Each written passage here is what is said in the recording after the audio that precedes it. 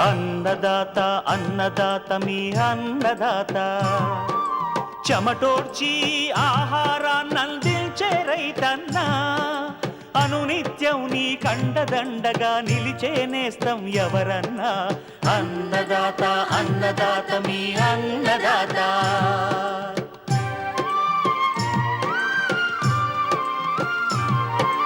నూతన రీతుల సాగుబడికి నూరింతలు పెరిగే దిగుబడికి సూచనలిచ్చే సస్య రక్షణకు పశు పోషణకి శాస్త్ర విజ్ఞానం అందించి ముందుకు నడిపే తెలుగు రైతు భారతదేశానికి మకుటం అయ్యేలా తీర్చిదిద్దే ఆశయంతో మిమ్ము మేలు కొలిపేది అన్నదాత అన్నదాత అన్నదాత మీ అన్నదాత అన్నదాత అన్నదాత మీ అన్నదాత. అన్నదాత ప్రేక్షకులకు నమస్కారం. ఈనాటి ముఖ్యాంశాలు: వేసవి మొక్కజొన్నలో సస్యరక్షణ చర్యలు, ఎండాకాలం కోళ్ల ఫారాల్లో తీసుకోవాల్సిన జాగ్రత్తలు, ఇంకా జై కిసాన్ వ్యవసాయ సమాచారం.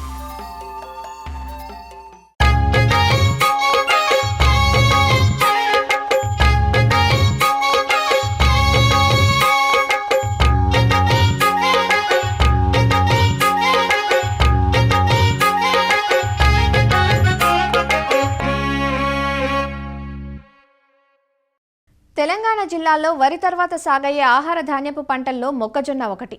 ఖరీఫ్, రబీలో మొక్కజొన్న సాగు సాధారణమే. కానీ వేసవిలో మాత్రం నీటి లభ్యత ఉన్న చోట్ల మాత్రమే పసుపు, పత్తి వంటి ఆరుతడి పంటలు తీసిన తర్వాత సాగు చేస్తుంటారు. అలా విత్తిన మొక్కజొన్న పైరు ప్రస్తుతం పెరుగుదల దశలో ఉంది. ఈ దశలో కాండం తొలుచు పురుగు, కత్తెర పురుగుతో పాటు అక్కడక్కడ ఎండు తెగులు కూడా కనిపిస్తోంది. కొన్ని రకాల యాజమాన్య సస్యరక్షణ చర్యలు చేపడితే ఈ చీడపీడలను సకాలంలో నివారించుకునే వీలుందంటూ నివారణా చర్యలను సూచిస్తున్నారు ప్రొఫెసర్ జయశంకర్, తెలంగాణ రాష్ట్ర వ్యవసాయ విశ్వవిద్యాలయం వరంగల్ ప్రాంతీయ వ్యవసాయ పరిశోధనా స్థానం కీటక విభాగం శాస్త్రవేత్త డాక్టర్ ఎస్ ఓం ప్రకాష్. మన తెలంగాణ రాష్ట్రంలో ఈ యొక్క మొక్కజొన్న పంటను ఖరీఫ్ పంటలో కాకుండా యాసంగి పంటగా కూడా సాగు చేస్తున్నాము. ముఖ్యంగా ఎక్కడైతే పత్తి తీసివేసిన తర్వాత, అంతేకాకుండా పసుపు తీసివేసిన తర్వాత కూడా కొన్ని ప్రాంతాలలో నీటి వసతి ఎక్కడైతే అవైలబుల్గా ఉంటుందో అక్కడ ఈ యొక్క మొక్కజొన్న పంటను సాగు చేయడం జరుగుతుంది. ఈ యొక్క మొక్కజొన్న పంటను తొలి దశ నుంచే వివిధ రకాల చీడపురుగులు అనేటివి ఆశించి ఎక్కువగా నష్టాన్ని కలుగజేసే అవకాశం ఉంది. చీడపురుగుల విషయానికి వచ్చినట్లయితే ఈ యొక్క కత్తెర పురుగు, ఈ కాండం తొలిచే పురుగు ఉధృతి అనేది కొన్ని ప్రాంతాల్లో అధికంగా ఉండి పంటకు అధికంగా నష్టాన్ని కలుగజేసే అవకాశం ఉంది.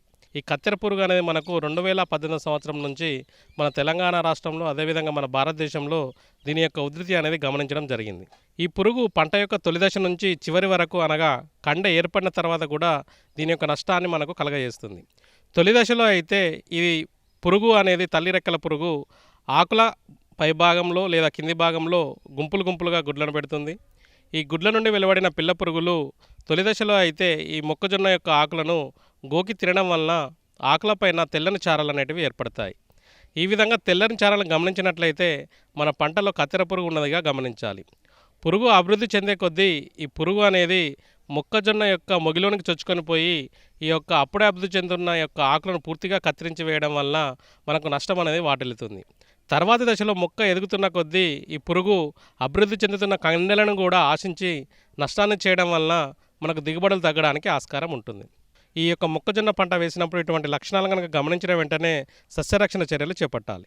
ఇందులో భాగంగా మొక్కజొన్న పంటల్లో తొలి దశలో ముఖ్యంగా ఈ పురుగు అనేది పంట మొలకెత్తిన 10 నుంచి 15 రోజుల మధ్యకాలంలోనే ఈ పురుగు మొక్కజొన్న పంటను ఆశించి నష్టాన్ని కలగజేస్తుంది. కావున తొలి దశలో ముఖ్యంగా ఈ ఆకులపైన తెల్లరి చారలు గమనించిన వెంటనే ఈ వేప సంబంధిత నూనె 5 మిల్లీలీటర్లు లీటర్ నీటి కలిపి పిచికారీ చేసుకున్నట్లయితే ఈ యొక్క తొలి దశలో ఉన్న పురుగుల బారి నుంచి పంటను కాపాడుకోవచ్చు. తర్వాతి దశలో కనుక ఈ పురుగు ఉధృతిని కనుక గమనించినట్లయితే ఈ క్లోరాంత్రానిప్రోల్ అనే మందును 60 మిల్లీలీటర్లు 1 ఎకరానికి, అంతేకాకుండా స్పైనిటోరం అనే మందును 100 మిల్లీలీటర్లు ఒక ఎకరానికి కనుక మొక్క యొక్క సుడుల్లో పడే విధంగా పిచికారీ చేసుకోవాలి. అయితే ఈ కత్తెర పురుగు నివారణ చేసేటప్పుడు రైతు సోదరులు గుర్తుంచుకోవాల్సిన విషయం ఏమిటంటే ఈ యొక్క మందు పిచికారీ చేసే సమయంలో ఈ యొక్క మందు మొక్క యొక్క మొగిలో పడే విధంగా పిచికారీ చేసుకున్నట్లయితే ఈ పురుగు యొక్క ఉధృతిని తగ్గించుకొని అధిక దిగుబడులు పొందడానికి ఆస్కారం ఉంటుంది. ఒకవేళ పంట తర్వాతి దశలో అనగా చివరి దశలో కనుక ఈ యొక్క పురుగు కనుక ఆశించి మనము నష్టాన్ని కనుక గమనించినట్లయితే మనకు ఈ విషపేరను తయారు చేసుకొని ఈ యొక్క పురుగును సమర్థవంతంగా నివారించుకోవచ్చు. ఈ యొక్క కత్తెర పురుగుతో పాటు ఈ యొక్క మొక్కజొన్న పంటలో ప్రధానంగా యాసంగి పంటలో కనుక తీసుకున్నట్లయితే ఈ యొక్క కాండం తొలిచే పురుగు ఉధృతి అనేది ఎక్కువగా ఉంటుంది. ఈ కాండం తొలిచే పురుగు కూడా మనకు 2 రకాల కాండం తొలిచే పురుగులు ఉంటాయి. అందులో ఒకటి మచ్చల కాండం తొలిచే పురుగు, రెండోది గులాబీ రంగు కాండం తొలిచే పురుగు. ముఖ్యంగా ఈ యాసంగి పంటలో వచ్చే గులాబీ రంగు కాండం తొలిచే పురుగు అనేది తొలి దశలో ఈ పంటను ఆశించి ఎక్కువగా నష్టాన్ని కలగజేస్తుంది. ఈ యొక్క తల్లి రెక్కల పురుగు అనేది ఆకుల భాగంలో గుడ్లను పెడుతుంది. కింది భాగంలో ఈ గుడ్ల నుండి వెలువడిన పిల్ల పురుగులు కాండంలోనికి చొచ్చుకొని పోయి లోపల ఉండే పదార్థాన్ని పూర్తిగా తినివేయడం వలన ఈ యొక్క మొక్క అనేది సుడి అనేది పూర్తిగా చనిపోవడం మనం గమనించవచ్చు. కావున ఇటువంటి లక్షణాలను కనుక గమనించిన వెంటనే మనము సస్యరక్షణ చర్యలు చేపట్టాలి. ఈ కాండం తొలిచే పురుగు కూడా మనకు కత్తెర పురుగు మాదిరిగా పంట మొలకెత్తిన 10 నుంచి 15 రోజులకే ఆశించి నష్టాన్ని కలగజేస్తుంది. కావున తొలి దశలో అయితే అనగా 2 నుంచి 4 ఆకుల దశలో ముఖ్యంగా మోనోక్రోటోఫాస్ అనే మందును 320 మిల్లీలీటర్లు ఒక ఎకరానికి లేదా క్లోరాంత్రానిప్రోల్ అనే మందును 60 మిల్లీలీటర్లు ఒక ఎకరానికి పిచికారీ చేసుకున్నట్లయితే ఈ యొక్క తొలి దశలో వచ్చే కాండం తొలిచే పురుగు బారి నుంచి ఈ యొక్క పంటను కాపాడుకోవచ్చు. అంతేకాకుండా పంట తర్వాత దశలో కనుక ఈ కాండం తొలిచే పురుగు ఉధృతిని కనుక గమనించినట్లయితే పంట మొలకెత్తిన 35 నుంచి 40 రోజుల మధ్య కాలంలో అనగా మోకాలు ఎత్తు దశలో ఉన్నప్పుడు ఈ కార్బోఫ్యూరాన్ 3G గుళికలు ఎకరానికి ఒక 3 కిలోల చొప్పున మొక్కల సుడులలో కనుక వేసుకున్నట్లయితే ఈ తర్వాత దశలో వచ్చే కాండం తొలిచే పురుగు బారి నుంచి పంటను కాపాడుకోవడం జరుగుతుంది. దీనితో పాటు మనకు పంట ఎదిగిన తర్వాత పేనుబంక ఉధృతి కూడా ఎక్కువగా ఉండే అవకాశం ఉంటుంది. అయితే ఈ పేనుబంక ఉధృతి కనుక గమనించినట్లయితే ఈ డైమిథైట్ అనే మందును 2 మిల్లీలీటర్లు లీటర్ నీటికి చొప్పున కలిపి పిచికారీ చేసుకున్నట్లయితే ఈ యొక్క పేనుబంక ఉధృతిని కూడా తగ్గించుకోవచ్చు. పురుగులతో పాటు ముఖ్యంగా మనకు కొన్ని తెగుళ్ళు కూడా ఈ యొక్క మొక్కజొన్న పంటను ఆశించి మనకు నష్టాన్ని కలగజేస్తున్నాయి. అందులో ప్రధానంగా తీసుకున్నట్లయితే మొక్కజొన్నలో వచ్చే ఎండు తెగులు. అయితే ఈ ఎండు తెగులు అనేది మనకు పంట యొక్క తొలి దశలో ఉన్నప్పుడు గుర్తించలేము. పంట చివరి దశకు వచ్చినప్పుడు మాత్రమే ఈ తెగులు యొక్క ఉధృతిని గమనించడం మనం జరుగుతూ ఉంటుంది. కావున ఎండు తెగులు ఒకసారి వచ్చిన తర్వాత ఎటువంటి సస్యరక్షణ చర్యలు చేపట్టినా కూడా ఉపయోగం ఉండదు. కావున దీనికి ముందుగానే జాగ్రత్త చర్యలు వహించాలి. ముఖ్యంగా ఈ ఎండు తెగులు నివారణ కోసము పంట మార్పిడిని విధిగా పాటించాలి. అంతేకాకుండా మొక్కజొన్న పంట వేసుకునేటప్పుడు ఈ యొక్క ట్రైకోడర్మా విరిడితో విత్తన శుద్ధి చేసుకొని విత్తుకున్నట్లయితే ఈ యొక్క ఎండు తెగులు బారి నుంచి కొంతవరకు పంటను కాపాడుకోవచ్చు.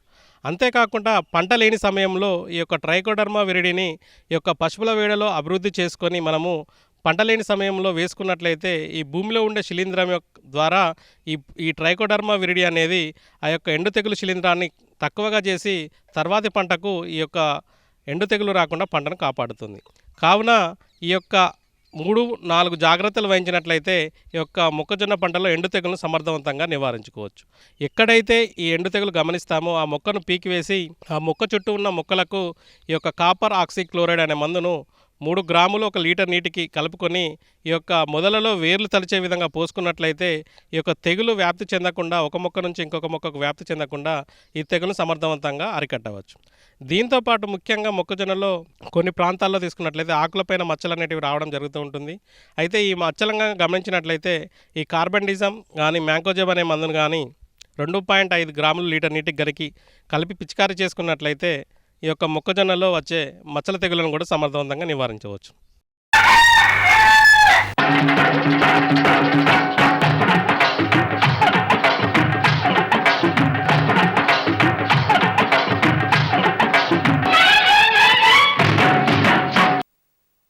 కోళ్లు సున్నిత జీవులు. పెరుగుతున్న ఉష్ణోగ్రతలను కోళ్లు అసలు తట్టుకోలేవు. అందువల్ల ఎండాకాలం కోళ్ల రైతులకు గడ్డు కాలంగా మారుతుంది. షెడ్లలో వేడిమి పెరగటం వల్ల కోళ్లు ఒత్తిడికి గురై మరణాల పాలవుతుంటాయి.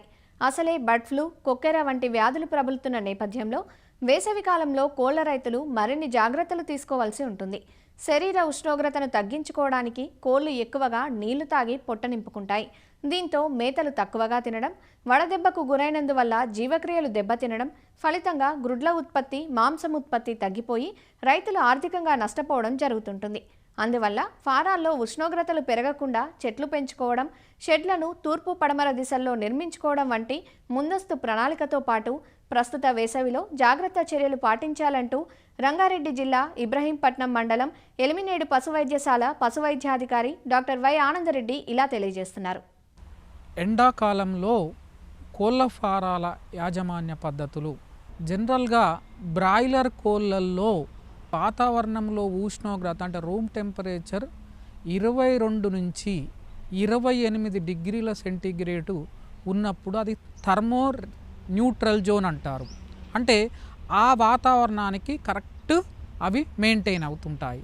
లేయర్ విషయానికి వస్తే 23 నుంచి 28 సెంటీగ్రేడ్ వాతావరణంలో ఉష్ణోగ్రత ఉన్నప్పుడు వాటి జీవక్రియలు అనేది సక్రమంగా పనిచేస్తాయి. ఎప్పుడైతే ఈ టెంపరేచర్ రైజ్ అయినప్పుడు 28 డిగ్రీ సెంటీగ్రేడ్ దాటిన తర్వాత 1 డిగ్రీ సెంటీగ్రేడ్ పెరిగినా కొద్దీ వీటి శరీరంలో ఉష్ణ ఒత్తిడి అనేది పెరుగుతుంది. ఎప్పుడైతే ఉష్ణ ఒత్తిడి పెరుగుతుందో శరీరంలో కార్టిజాల్స్ అనే హార్మోన్స్ రిలీజ్ అవుతాయి. దీనివల్ల తినే తిండిని కొద్దిగా తగ్గిస్తూ ఉంటుంది. శరీరంలో రోగ నిరోధక శక్తి కోల్పోవడం జరుగుతుంది. 28 దాటి ప్రతి 1 డిగ్రీ సెంటీగ్రేడ్ పెరిగినా కొద్దీ దీని ఫీడ్ ఇంటేక్ అనేది 1.25% అనేది తగ్గిపోతుంది. అదే 38 దాటితే దాదాపు 3 to 4% ఫీడ్ ఇంటేక్ అనేది తగ్గుతుంది. ఈ కోళ్ళల్లో మనలాగా స్వెట్ గ్లాండ్స్ అంటే చెమట గ్రంథులు అనేటివి ఉండవు. ఇవి శరీరంలో ఉన్న ఉష్ణోగ్రతను బయటికి పంపడానికి ఓన్లీ ప్యాంటింగ్ అంటే నోటి ద్వారా గస పరచడం ద్వారా శరీరంలో ఉష్ణోగ్రతను బయటికి తీస్తుంది. ఈ యాజమాన్య పద్ధతుల ద్వారా ఈ టెంపరేచర్ని మనం తగ్గియడం కోళ్ళ ఫారాలలో, దానివల్ల రైతు లాభదాయకంగా కోళ్ళ ఫారాల మెయింటెనెన్స్ చేయవచ్చు. సమ్మర్ మేనేజ్మెంట్లో అతి ముఖ్యమైనది వాటర్ మేనేజ్మెంట్ ఒకటి, వెంటిలేషన్ మేనేజ్మెంటు, తర్వాత షెడ్ మేనేజ్మెంటు, తర్వాత డిసీజ్ మేనేజ్మెంటు, తర్వాత లిట్టర్ మేనేజ్మెంటు, ఫీడ్ మేనేజ్మెంటు. ఈ 5 రకాలు చేయడం వల్ల ఈ ఎండాకాలంలో ఉన్న ఉష్ణోగ్రతను కోళ్ళు సమర్థవంతంగా తట్టుకునేలా చేసుకోవాలి. వాటర్ మేనేజ్మెంటు ఎండాకాలంలో కోళ్ళకి ఎల్లవేళలా చల్లని పరిశుభ్రమైన నీటిని ఎల్లవేళలో అందుబాటులో ఉంచాలి. ఉష్ణోగ్రత పెరిగిన కొద్దీ కూల్ వాటర్ తాగడం వల్ల బాడీ టెంపరేచర్ అనేది డౌన్ అవుతుంది. రెగ్యులర్గా ఫ్రీక్వెన్సీ ఆఫ్ వాటరింగ్ అనేది చేంజ్ చేయాలి, ఎక్కువసార్లు ఇవ్వాలి, కంటిన్యూగా అందుబాటులో ఉంచాలి. క్లీన్ వాటర్ సోర్స్ ఉండేటట్లు చూసుకోవడము, ఇచ్చే వాటర్లో కూడా క్లోరినేషన్ చేయడము. అంటే ఉదాహరణకు 1000 లీటర్ వాటర్కు ఒక 5 grams బ్లీచింగ్ పౌడర్ కలుపుకోవడం ద్వారా క్లోరినేషన్ అవుతుంది. ఒక 1/2 hour తర్వాత ఈ వాటర్ని మనం కోళ్ళకి ఇవ్వడం. వాటర్ ట్యాంకుల పైన గన్నీ బ్యాగ్స్ వేసి ఈ గన్నీ బ్యాగ్స్కు వాటర్ తడపడం ద్వారా ఈ ట్యాంకు వేడెక్కకుండా ఉంటుంది. చల్లటి వాటర్ అందుబాటులో ఉంటాయి.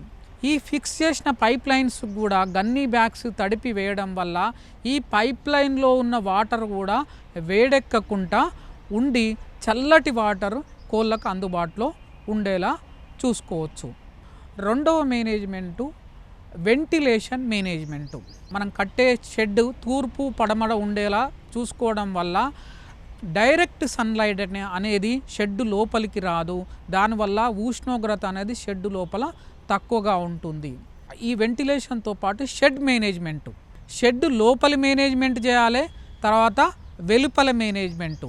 షెడ్ రూఫ్ మేనేజ్మెంట్ మనం చూసుకుంటే పైన ఒరిగడ్డిని కానీ జమ్ముని కానీ చెరుకు ఆకులను కానీ పరవడం వల్ల డైరెక్ట్ ఈ రేకుల పైన కానీ సిమెంట్ రేకుల పైన కానీ ఎండ పడకపోవడం వల్ల ఈ రేకులు వేడెక్కడం అనేది తగ్గిపోతుంది. షెడ్ లోపల టెంపరేచర్ కూడా తగ్గిపోతుంది.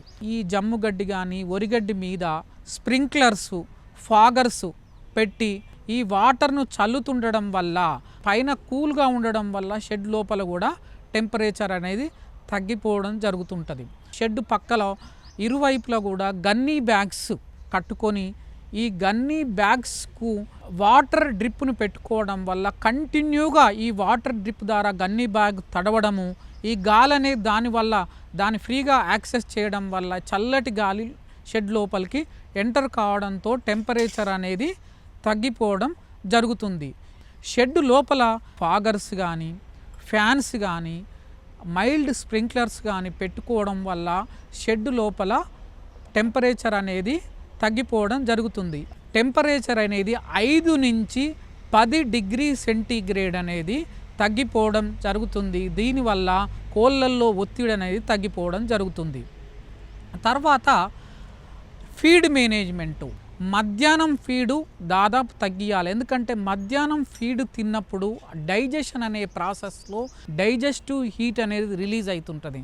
బయటి హీట్తో పాటు శరీరంలో లోపల హీట్ రావడం వల్ల టెంపరేచర్ అనేది ఇంకెక్కువ కావడం జరుగుతుంటుంది. కాబట్టి ఎప్పుడైనా ఫీడింగ్ అనేది మార్నింగ్ ఈవినింగ్ అనేది చేసుకోవడము చాలా మంచిది. తర్వాత ఈ మార్నింగ్ ఈవినింగ్ కూడా మల్టిపుల్ ఫ్రీక్వెంట్గా ఫీడ్ ఇవ్వాలి.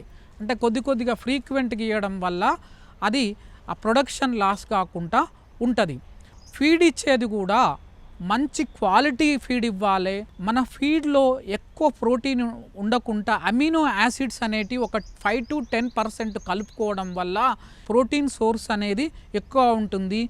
ఆయిల్ ఉండేటట్లు ఎక్కువగా చూసుకోవడం వల్ల ఈ ఆయిల్ ద్వారా వచ్చే ఎనర్జీ అనేది బాడీలో టెంపరేచర్ పెరగదు.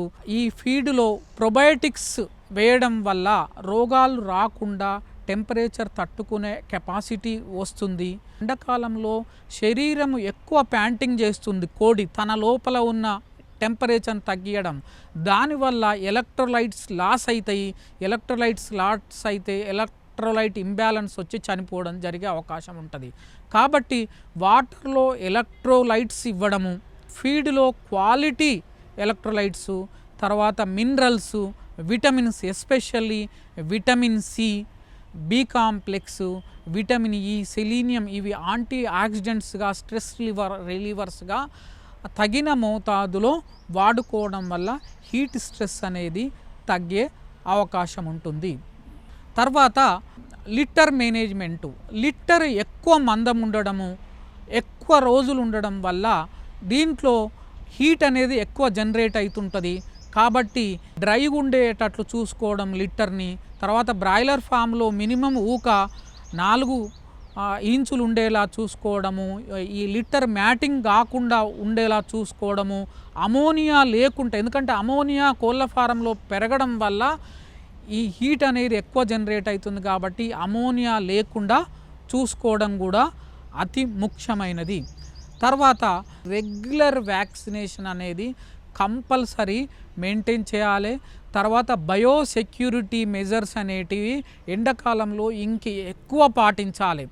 అలాగే ఎండాకాలంలో హ్యూమిడిటీ ఎక్కువ ఉన్నప్పుడు ఈ కాక్సీడియోసిస్ వచ్చే అవకాశం చాలా ఎక్కువగా ఉంటుంది. కాబట్టి అవసరం కొద్ది తగిన మోతాదులో కాక్సీడియోస్టాట్ మెడికేషన్ కూడా అందివ్వడం అతి ముఖ్యమైన ఇంపార్టెంట్.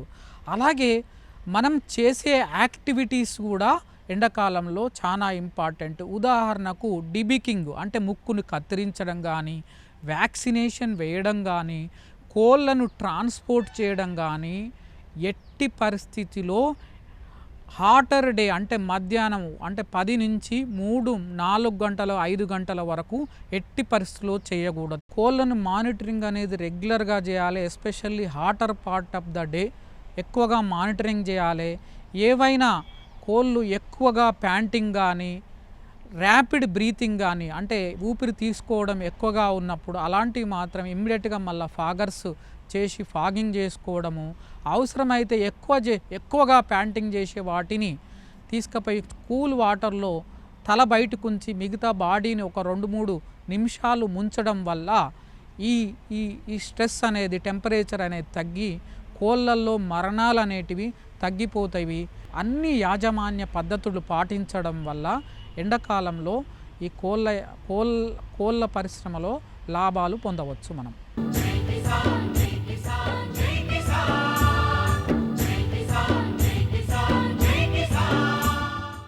వ్యవసాయ సమాచారం ఇప్పుడు జై కిసాన్లో చూద్దాం. పడిపోయిన బజ్జీ మిర్చి ధరలు కృష్ణా జిల్లా రైతులను తీవ్ర ఆందోళనకు గురిచేస్తున్నాయి. కిలోకి 6 నుంచి 8 రూపాయలు మించి పలకడం లేదంటూ రైతులు వాపోతున్నారు. జిల్లాలోని మోపిదేవి మండలం కోసూరువారిపాలెం, మోపిదేవి, మేళ్లమర్తిలంక, ఉత్తర చిరువోల్లంక, నాగాయతిప్ప, మోపిదేవిలంక గ్రామాల్లో సుమారు 1000 ఎకరాల్లో బజ్జీ మిర్చి సాగు చేస్తున్నారు. గత ఏడాది సెప్టెంబర్లో కృష్ణానదికి వరదలు రావడం, నదికి ఇరువైపునా ఉన్న ఉద్యాన పంటలన్నీ నష్టపోవడంతో రైతులంతా ఒకేసారి మిర్చి పంట సాగు చేశారు. అయితే మిరప కోతలు మొదలైనప్పట్నుంచి ధరలు సరిగ్గా పలకడం లేదంటూ రైతులు ఆందోళన చెందుతున్నారు. ఏటా కిలో 40 రూపాయలు ఉండే ధర ఈసారి ఆరంభంలోనే 15 రూపాయలు పలికిందని, ప్రస్తుతం నాణ్యమైన కాయకు 8 రూపాయలే ధర కడుతున్నారంటూ రైతులు వాపోతున్నారు. మేము 60 సెంటు కౌలుకి తీసుకున్నాము.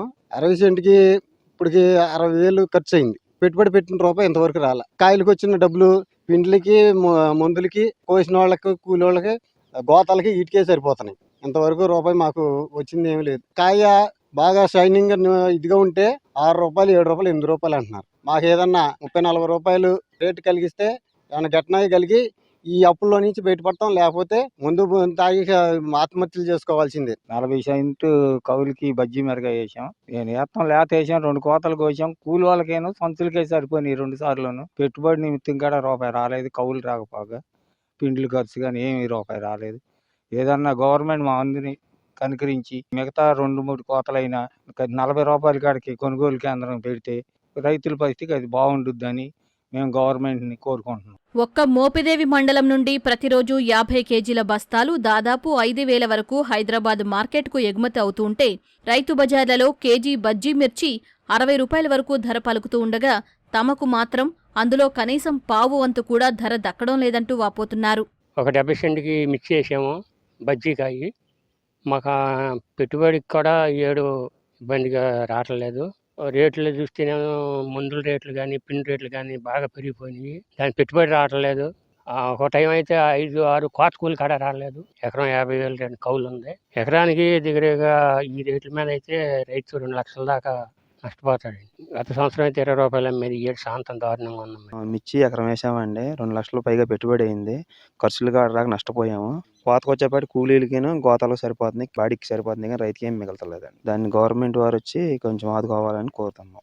బజ్జీ మిర్చి సాగులో ఎకరానికి 1,00,000 రూపాయల చొప్పున నష్టపోయామంటూ రైతులు వాపోతున్నారు. రవాణా భారమైన సందర్భంలో కోసిన పంటను రోడ్డుపాలు చేస్తున్నారు.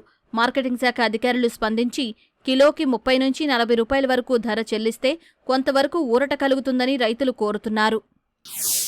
రైతు రక్షణ వేదిక ఆధ్వర్యంలో గుంటూరు లామ్ ఫామ్లో ప్రత్యామ్నాయ వ్యవసాయ విధానం ఎందుకు, ఎలా అనే అంశంపై ప్రత్యేక సదస్సు జరిగింది. ప్రస్తుత తరుణంలో వ్యవసాయ రంగంలో సాగుదారులు తీవ్ర ఇబ్బందులు ఎదుర్కొంటున్నారని, అనేక సమస్యలు వారిని వెంటాడుతున్నప్పటికీ ఉపశమన చర్యలు ఉండటం లేదని పలువురు వక్తలు వాపోయారు. కార్పొరేట్ సంస్థలు, ప్రైవేటు కంపెనీల ప్రభావం వల్ల రైతులకు మేలు చేయటంలో దశాబ్దాల తరబడి తాత్సారం నడుస్తోందని విమర్శించారు.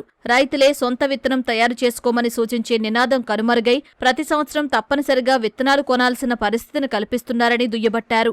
వ్యవసాయం దెబ్బతింటే కేవలం రైతుల మనుగడకు మాత్రమే ముప్పు వాటిల్లదని, పర్యావరణం, భూతాపం ఇలా ఎన్నో అంశాల్లో ప్రపంచం ఊహించని ప్రతికూల ప్రభావాలు ఎదుర్కోవలసి వస్తుందని గుర్తు చేశారు. మరిన్ని విభిన్న అంశాలతో రేపటి అన్నదాతలో మళ్ళీ కలుసుకుందాం. నమస్కారం.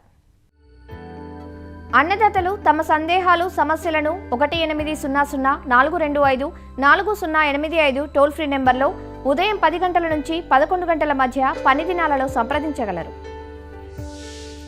ఈ కార్యక్రమాన్ని యూట్యూబ్లో www.youtube.com/అన్నదాత ఈటీవీ లింక్ ద్వారా వీక్షించవచ్చు. అన్నదాత కథనాలు ఈటీవీ విన్ మొబైల్ యాప్లో వీక్షించండి.